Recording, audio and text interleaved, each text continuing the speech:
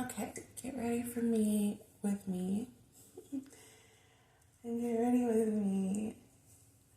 Well, I talk about being in an understanding that where you are right now, you manifested. Whether this place that you're in is good or bad, you manifested it.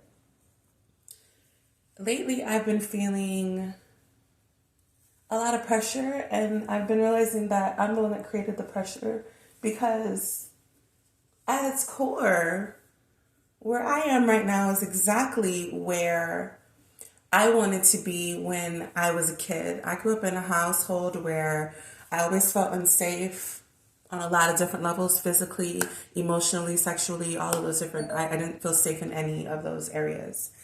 And when I was 18, I moved out. And I remember the way that I got through that situation throughout my teens and my preteens and my whole life living in my parents' house. The way that I got through that was envisioning what my life was going to be like when I finally became an adult and I could provide my own safe space. And so what I'm doing right now, where I'm living, is beyond what I could have ever imagined at that age. It's beyond. I literally live in a house, not an apartment. Some kind of in the hood, but not really in the hood. Gentrification. But anyway, I literally live in a house with a gorgeous backyard. There's nature all around me. I have a place to hang my hammock. I have a place to hang out on the porch and listen to the birds chirp and watch the sunset and watch the sunrise. And I have 2 bathrooms. Like yesterday I was taking a shower in my other bathroom and I was like, I have two. When I went from my whole life sharing bathrooms with people.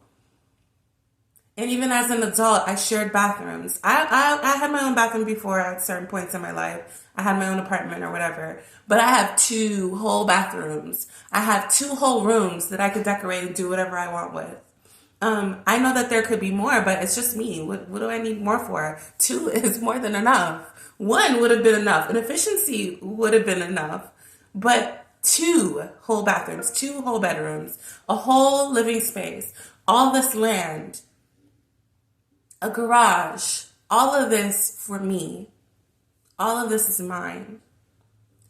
And I found myself being sad a little bit yesterday. And then I had to remind myself, like, hey, like what, you manifested this.